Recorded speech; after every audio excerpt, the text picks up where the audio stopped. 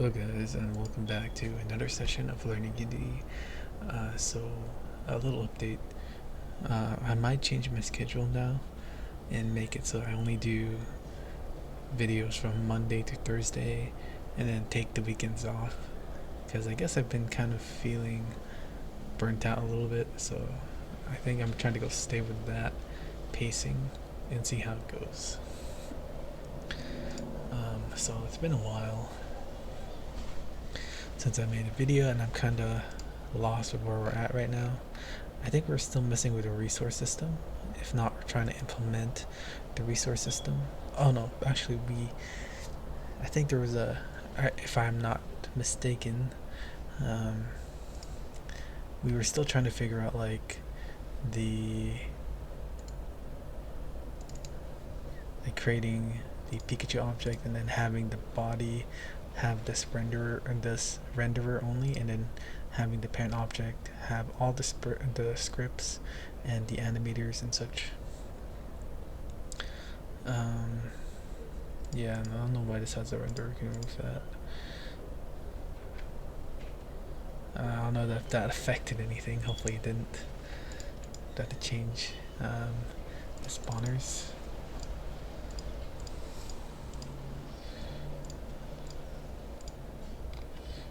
Let's go just check it out real quick, just to make sure I didn't do anything. Oh, we were doing the particles, right?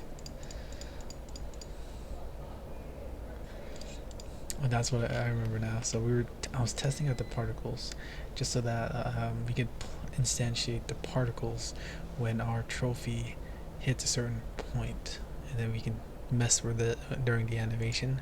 So we go to defenders, animation, trophy, float, and we don't have an object for it, so let's go ahead and just for the meantime just have a trophy here, and then we're going to go to our animations, defenders, animators, and then just drag and drop the object here.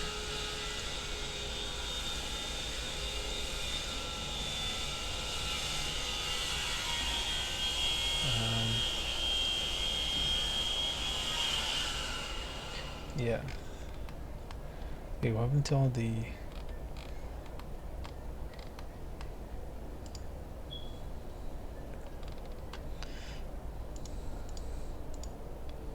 Well, anyways, it's fine. We could just... When it reaches here...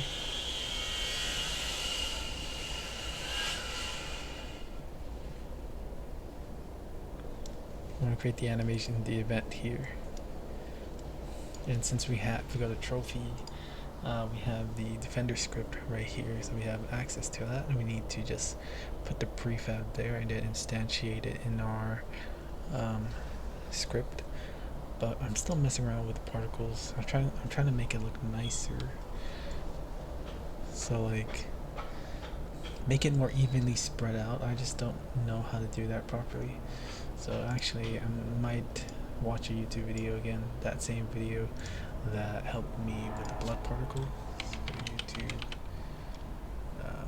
Unity blood, the splash particles for it.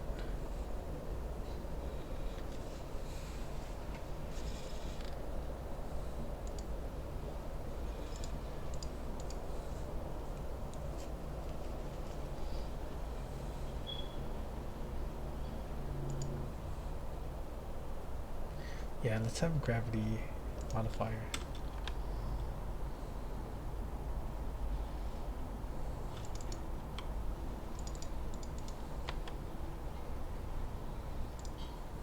Can you cut it too short?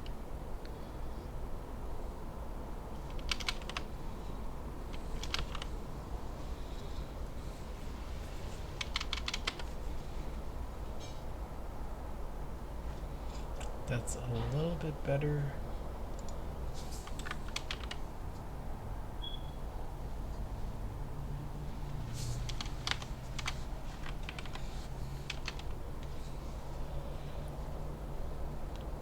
But I don't like the randomness of it. Anything slow it.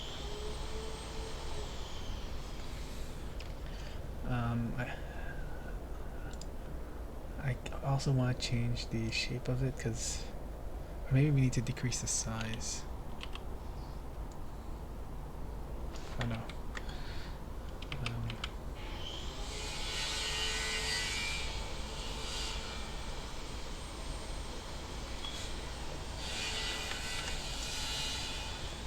That's not it.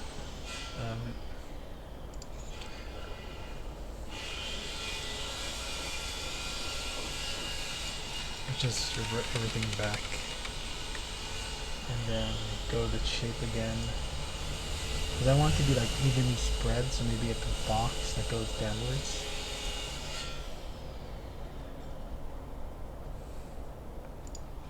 Yeah, kind of like that, like a box.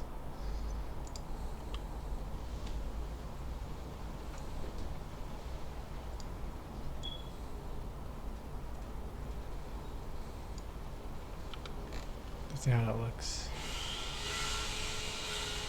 And just make it even shorter, like 0.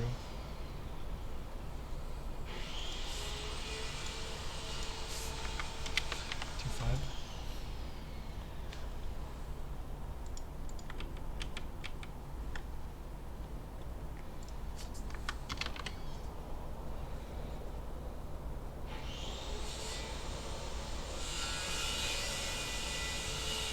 I guess so. I guess that should be fine. So we're gonna call this. What would be the best name to call this?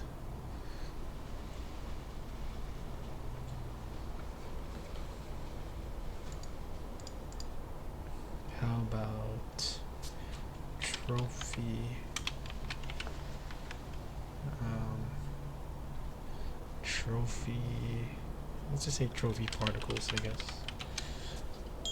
And then we're gonna create a prefab of it in our VFX. Right?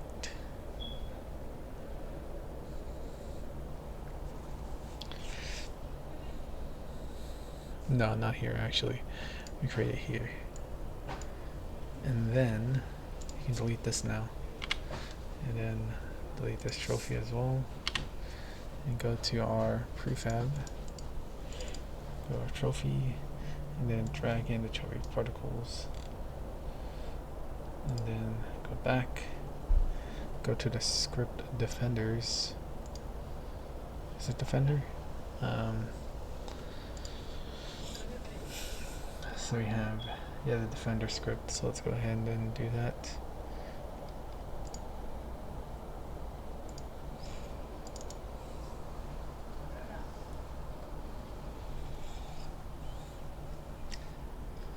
So yeah, I think it should be good.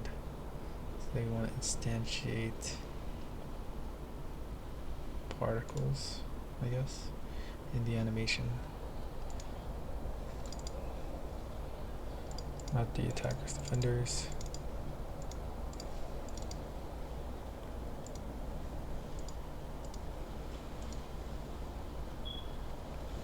It is public, isn't it?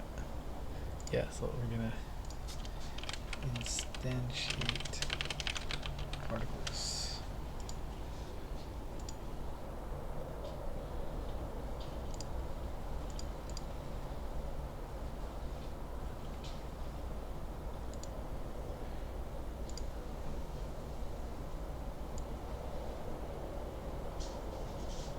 Has no receiver. Oh, alright.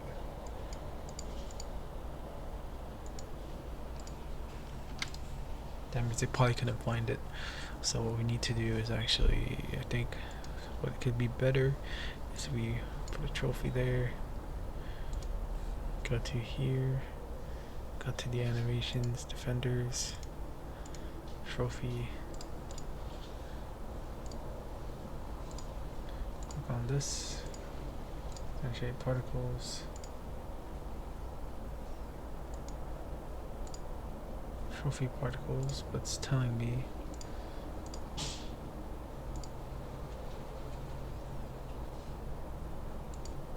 instantiate particles, right? Instantiate particle prefab. I wonder why it doesn't work. Oh no, it does.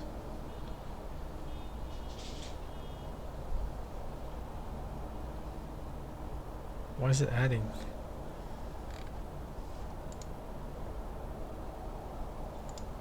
Oh, my bad. I forgot to um, make sure that it does not loop. There you go. And that should work now.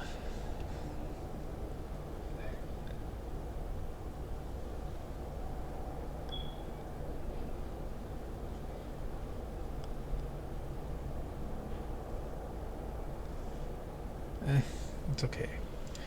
It's not perfect, but it's fine. So let's just see if it works here.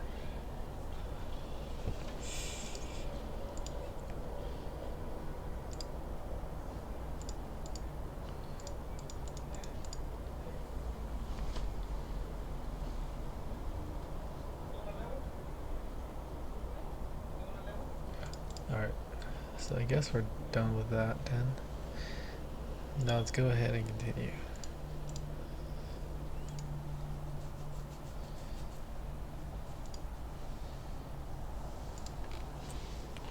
Wait, what was that? Have I seen this already?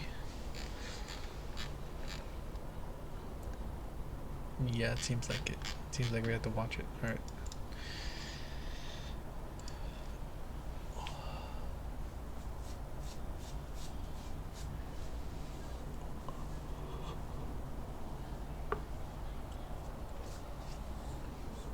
Oh wait, no, I think we've seen this already.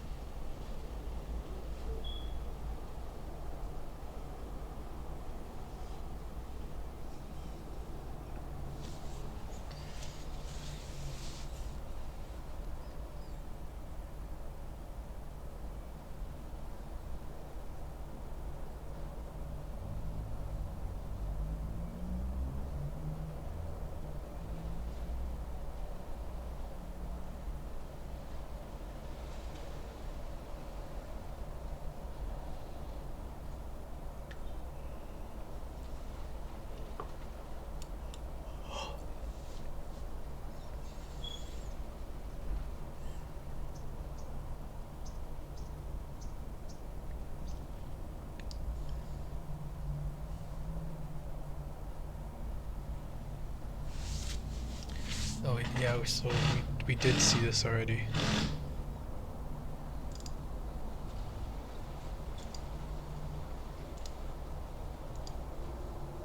Yeah, we saw this already.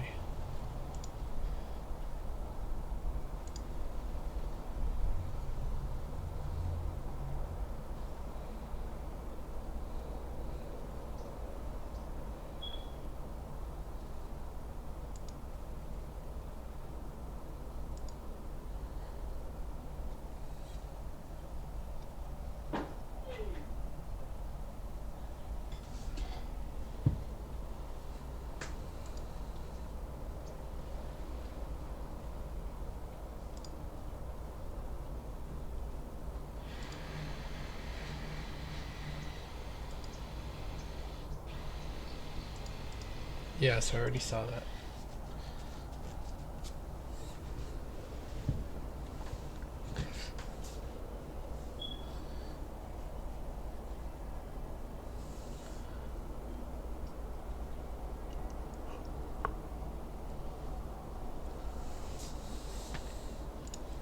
All right, so add we're gonna added an event to our defender animation. So we're gonna head to not this one, my bad. Go here, drag and drop that. Go to our animations, and yeah, play this.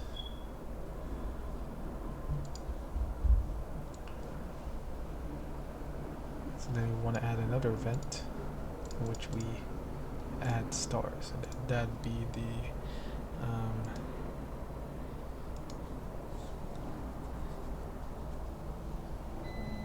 that would be. Oh, we don't have it. Just add 100 to it.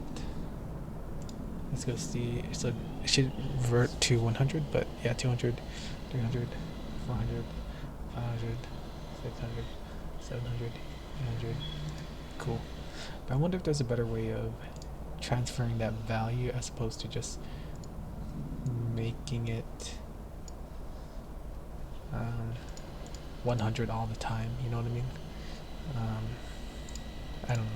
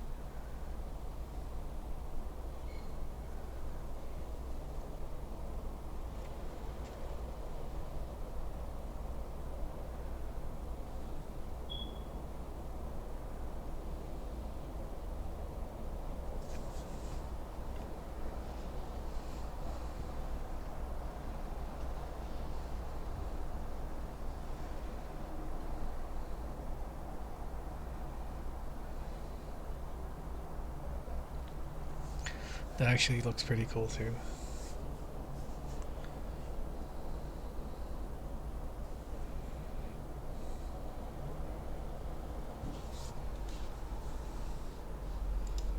Alright, but yeah, I should lower down the score. Let's say 3, like what he did too, and see how that looks.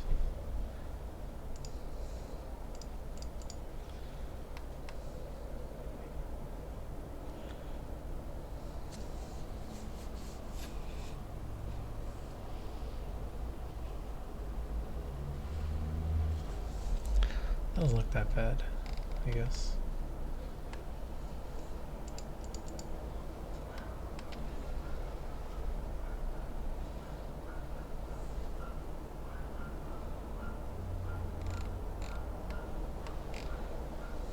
Let me maximize it.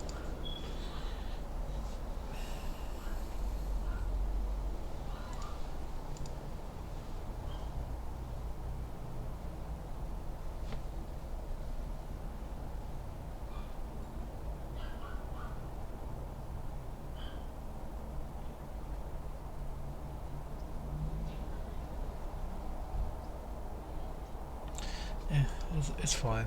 I'm not gonna do what he did, even though it could help. But you know what? Let's do it. So along with this, we're also gonna do what he does. So let's go here. We're gonna create an empty.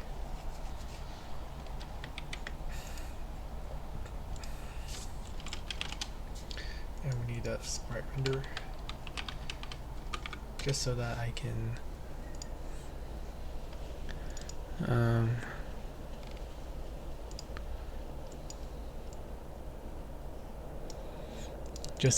can get familiar with it, I guess.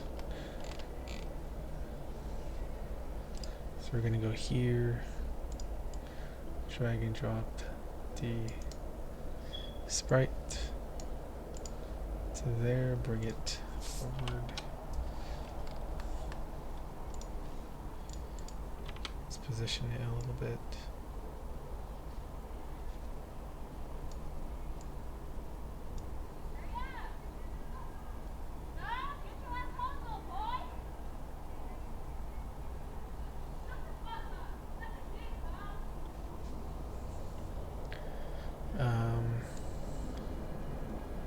So yeah, I think I need to bring it a little bit forward, like 7. Yeah, it is kind of big, so we have to edit the position here. I needed 200. Let's go apply that.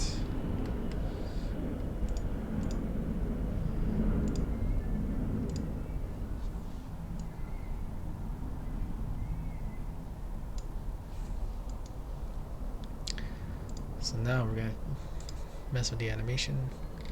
I don't know what happened to the add keyframe. Oh, we can't even. How do we add keyframe then? Defenders, animation, trophy float.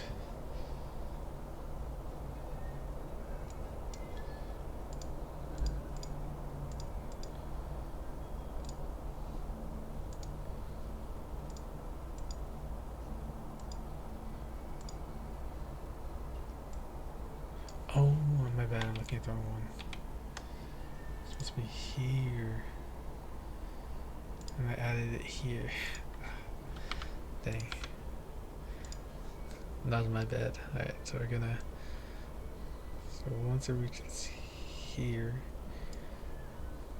Well, it's fine. We're not gonna add it anymore, but we are going to add an animation event. And we're gonna do add stars and do 3. But in the beginning, we're going to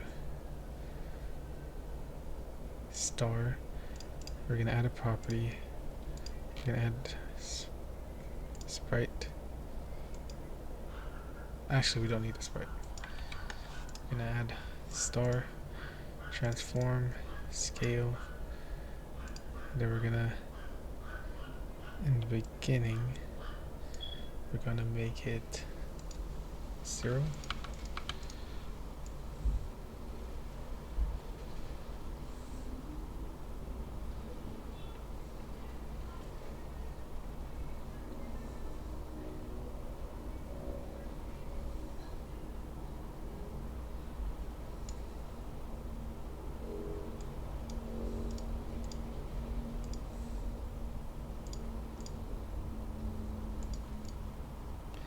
We're also going to add position so that we could change the position.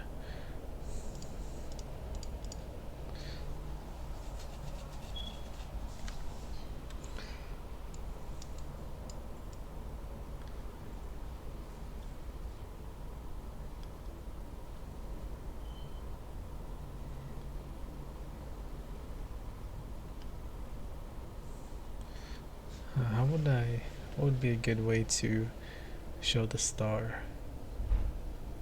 So like that, and then it goes back.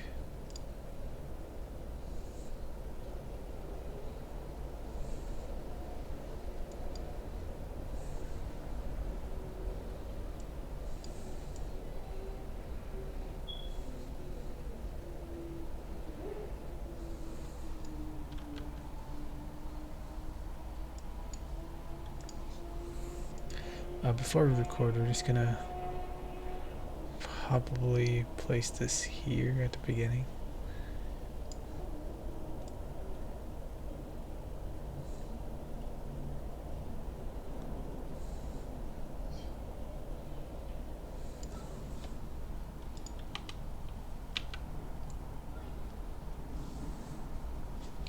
Start at the bottom.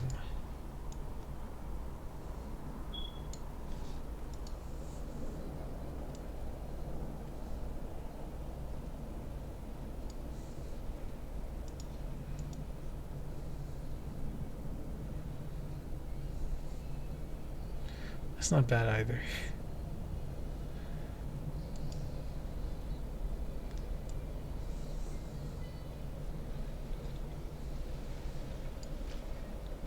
So we're gonna record float, and then we're gonna make it go here.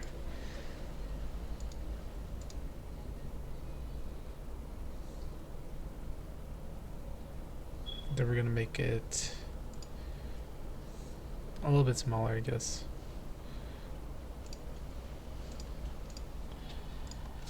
So how about 250?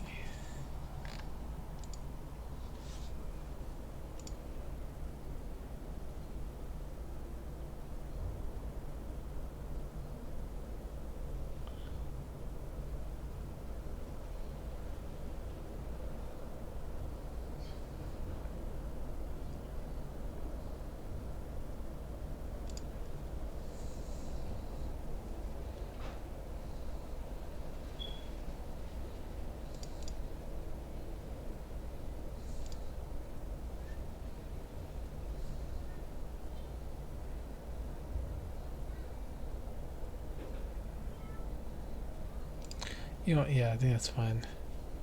Alright, so we're gonna go our prefab. There you go, that's how you apply, I guess, the prefab. Cool.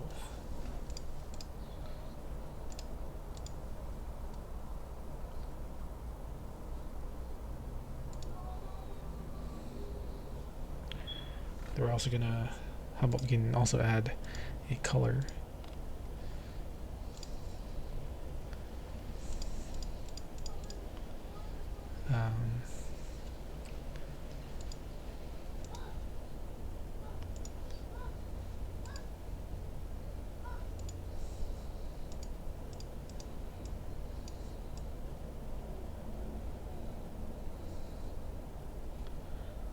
We change the color to something super yellow.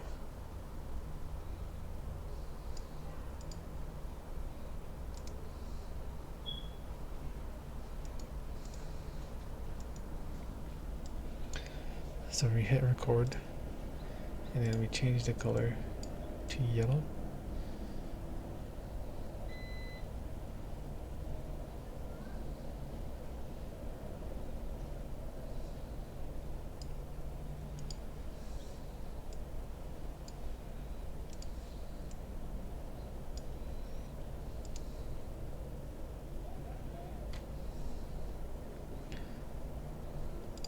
Let me see how that looks, actually.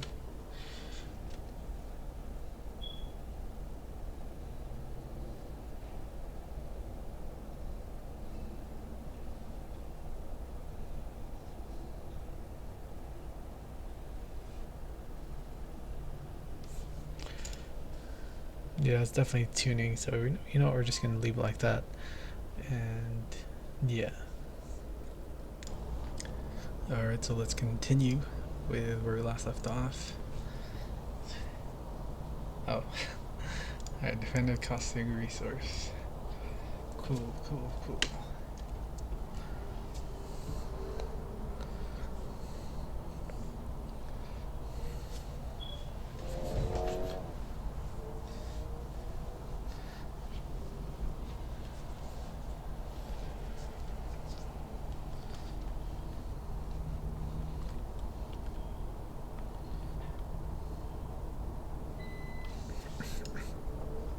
So when we click to place defender, we have a spawner, store selected defender, find the cost, find if enough stars, tell stars to be spent,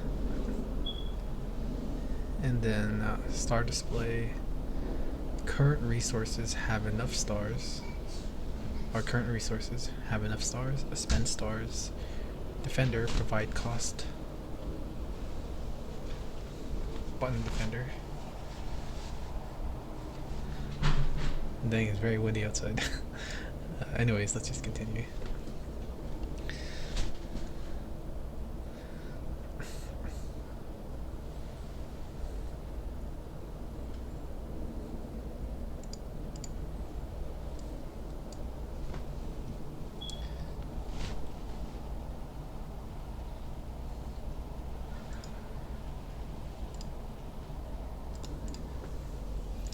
So we have a challenge. It says make cost publicly accessible.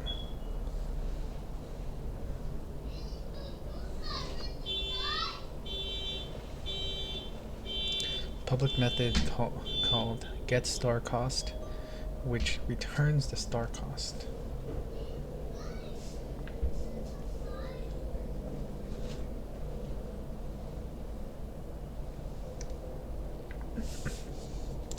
Alright, so in our defender script.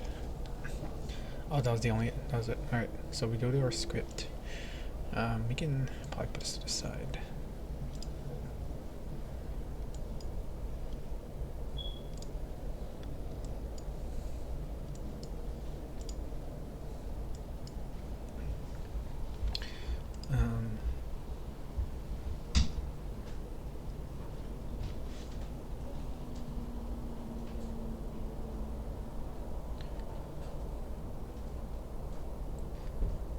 So it says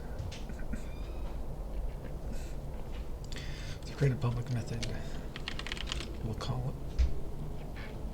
it. Sorry. So we're gonna create a. So we're gonna create a method called get star cost, which returns the star cost or the resource cost, and that's an integer.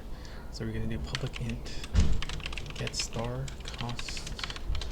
And then we're just going to return the resource cost. Then I think later in our, I don't think this should be a config param later on, but in the beginning it's fine since it is, we're just still testing.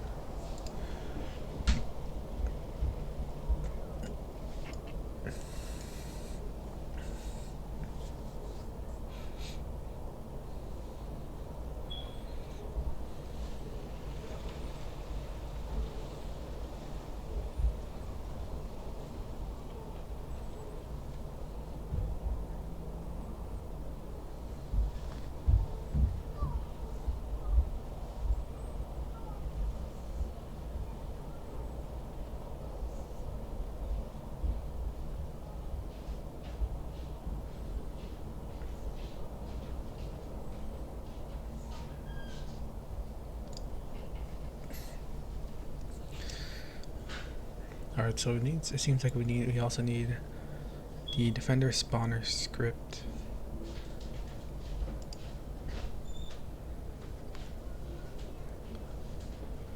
Which is for us to be the game area.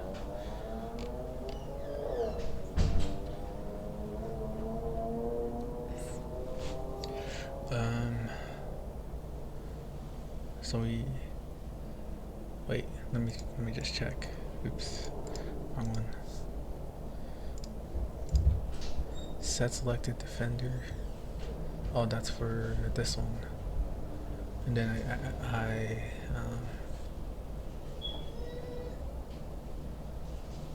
yeah, I think so. He's trying to modularize it, I think, and basically wait. So we need to gain access to the resources. And I forget which one who has that.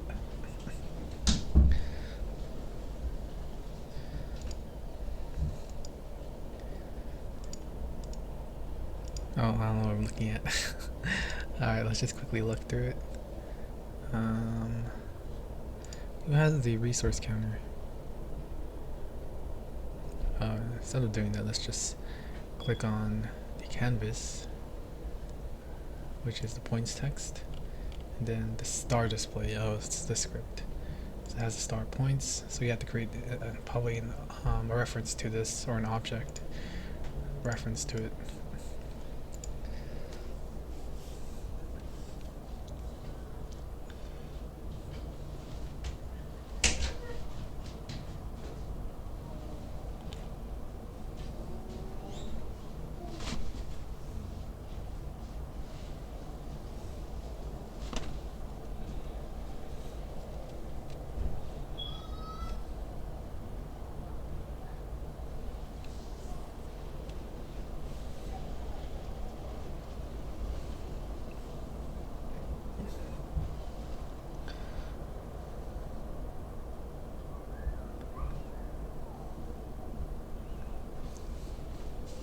So defender dot get start cost.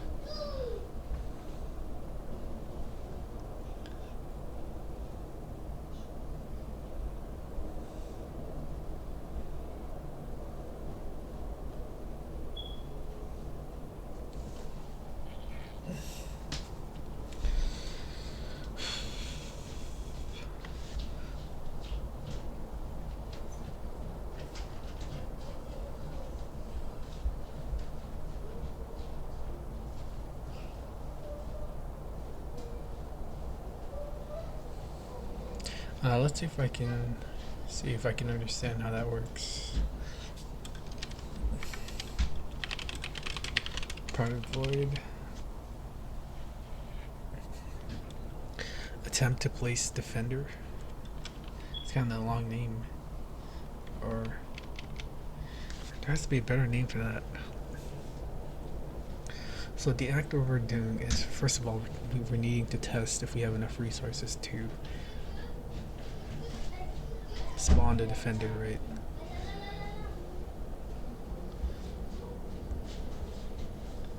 I feel like we can just do that here.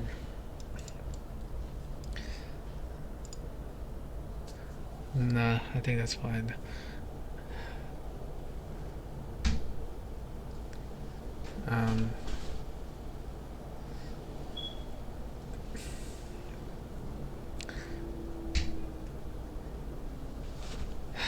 I guess I'll just go with it.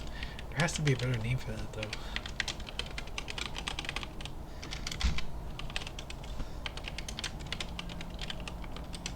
Grid position. So, we need this parameter here because we're going to be calling the spawn defender, where we're going to pass, I guess, the grid position. Oh no. Actually, no, we don't. We have this.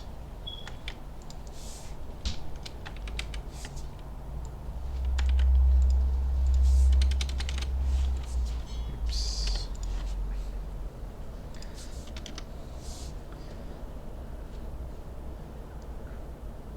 So we're probably going to call this in. I wonder why we need a grid position then. I don't know. Bar star display equals find object type star display, and then we also need the int defender cost, which is defender, since we have a local or a global variable of it, and we can just do get star cost, and then as he says here, if we have enough stars. So if star. I just realized it's not camel case. Star display. If star display dot, and let's look at the method. So I guess we need to also create a getter method. So we're gonna do public int get resource points, and return star points.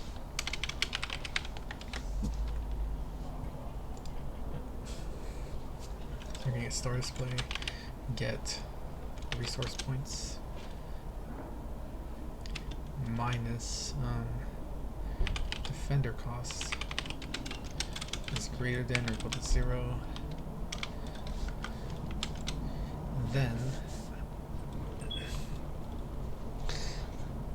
we can spawn the defender and then update the value. So we're going to spawn the defender.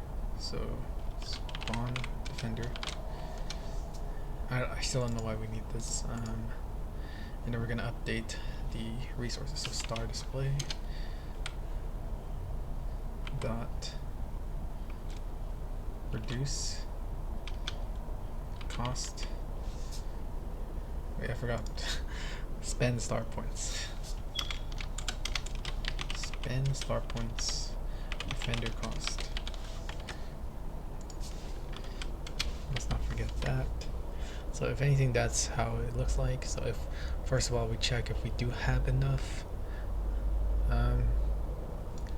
I guess we don't need it greater than or equal to 0. We can just move it there. Yeah, I think that looks a lot better, nicer. It's the same thing, but yeah. So it checks if there's enough resources to spend. If so, then we can just spawn the defender, and then we can update the resources. So let's update the resources first, and then spawn the defender. Let's go check it out ourselves if it works. First of all, we're going to delete this. Oh. Wait, is there... Oh, I think I forgot to do method parameter parentheses. Alright, let's go see. It's going to be maximized. So we're going to launch one.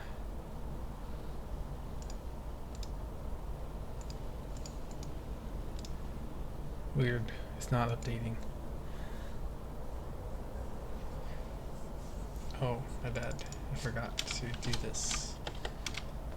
Attempt to place defender at grid position. Oh, I guess maybe we can do... Wait, yeah, actually, I do want to watch that because I don't get why he added this part since we already have it here. Unless, you know, we call this method and then pass it down to spawn defender.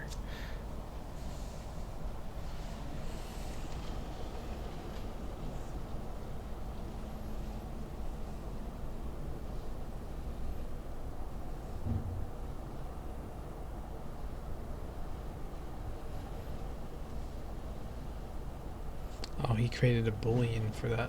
What?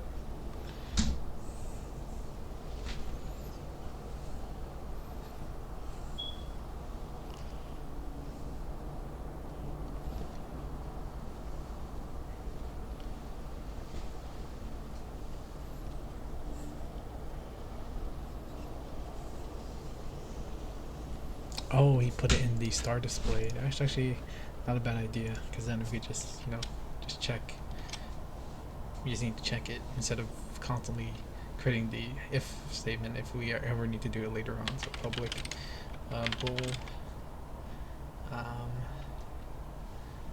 let's call it is enough. I guess a have has enough stars. And then int cost, and then if, or we can just return the actual Boolean statement, so we can say if star points greater than or equal to cost. And then we go back to our game area. We can just take this, if star display dot has enough stars, and then it'd be offender cost. Works the same way too.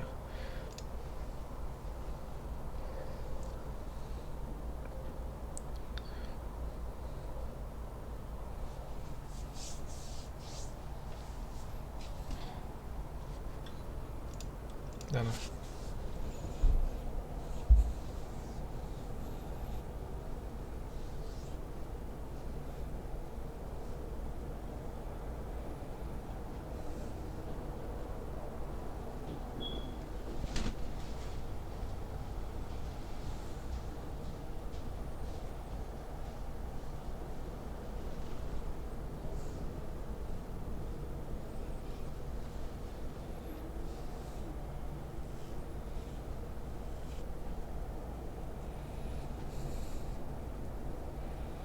Wait, what? So he did? Wow. When did he do that?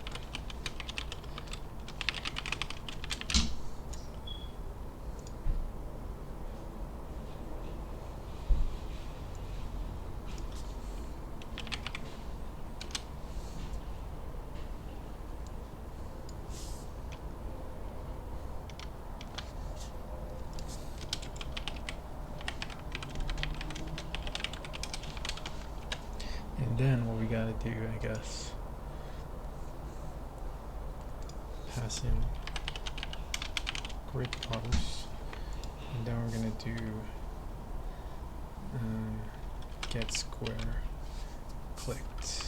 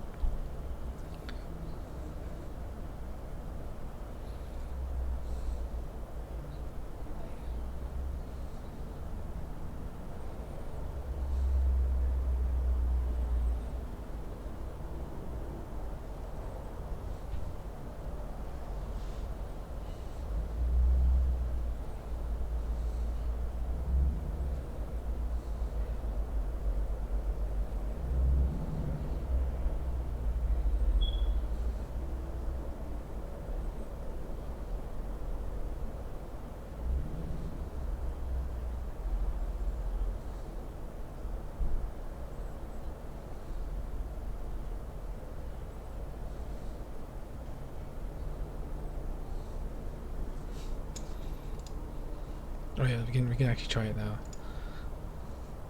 But we need to fix some errors, which is this one. Save that. Go here. And then hit play. Nice.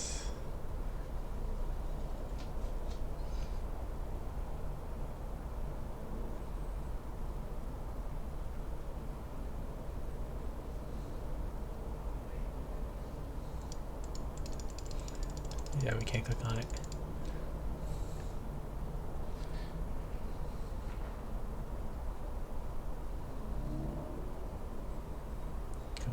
go to 100.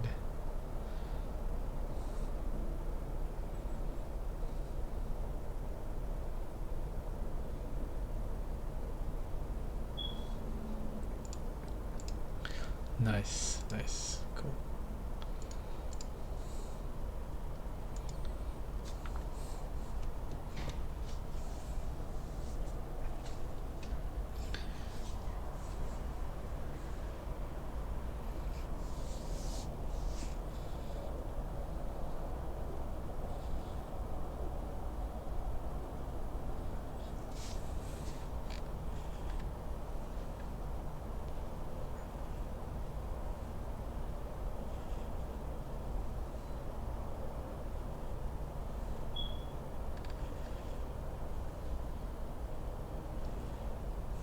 Alright.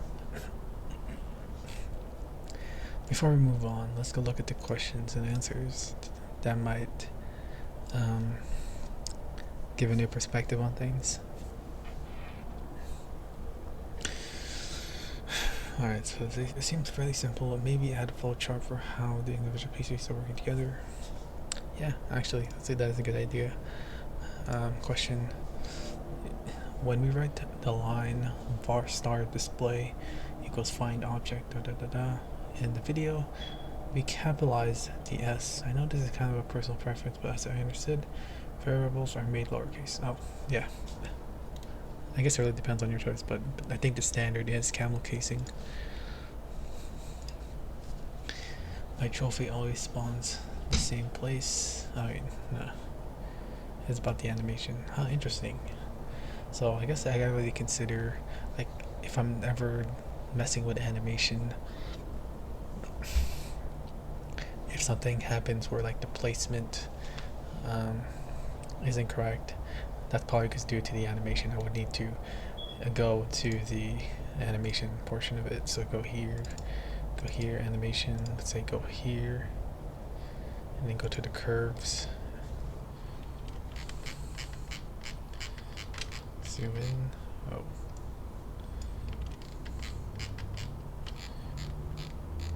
Basically, I think we had to hold shift, right? Yeah, see like how we're able to move it like that. So we have to hold shift. I think I wrote that down somewhere. Hopefully I did. Because that's actually a pretty good thing to take note of. How do you move the whole curves? You can hold shift. Oh, good thing, yeah. It's a good thing I wrote it down. Racking my brain. Alright, so here it is. I'm trying to understand the back and forth with grid pause, round pause, get square clicked, and how it all works in conjunction with the attempt to place defender at method. I believe I understand what it's doing, but I don't know how exactly it's all linked to one another via code. For instance, on mouse down calls the method attempt to place defender, which passes the results of get square clicked, into which is the coordinates of the mouse click rounded out. Attempt to place defender at calls the spawn defender grid position method, which activates spawn defender method using the vector2 grid position, which I believe in turn pulls from the get square clicked when attempted to place defender at is called, and then in turn passes the spawn defender argument. Just to act the passenger, these are after these acts. Could you better explain how it all works? I think he explained it pretty well. It's actually how. Let me just look at what this says.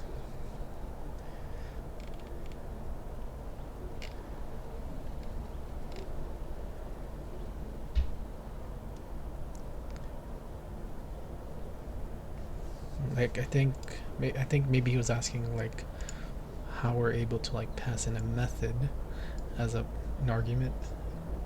How I see it is that like I see it as this, so technically whatever values return will be passed into this method here, and that value return returns a vector2, which is what the argument is looking for, or what the parameter is looking for. And so I thought it was pretty valid. And yeah, is there a reason not to make star cost a public variable?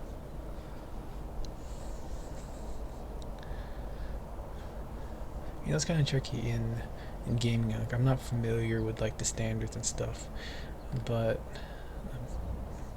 because I know with like regular programming, like when you're creating classes and you're creating basically a part of your program, it is good to have things private so that other classes, when we're combining them all together, actually maybe the same standard is kept, so that way we don't accidentally change the value of it somehow. But in this case, I don't think it's really not, like, it doesn't really matter if it's public or private. um, but I guess it's always safe to assume that it's best to be private, unless, and just use a getter or setter method to change it or update it if necessary. It just feels a lot cleaner instead of accessing the direct value to it. I guess there's also like not thinking about it, because then again, like, I just had another question, like, oh, then what's the point, of making it private if we're just gonna have two methods to just update or get the value? Why not just access it directly and change it? But I think in a security point of view, that might not be a good idea, because even with a method, we can, I don't know. I think I just feel like somewhere along with security, because I know that the methods have, because I have some experience in kind of like the memory, and I know that the variable and the methods have different memories, and I guess accessing that specific memories can be very sensitive and can deal more damage if you're just versus just using the methods. I don't know. That is an interesting question. I guess at this point it doesn't really matter. Actually, maybe it does. Let me just click. Let me see. Why do we make getters and setters? What's the advantage of using get and set? It's only get and set instead of simply using public fields for those variables. If getter and setters are ever doing more than just a simple get set, I can figure this one out very quickly, but I'm not 100% clear on how. Oh wait, if getters and setters are ever doing more than just simply... Oh wait, no.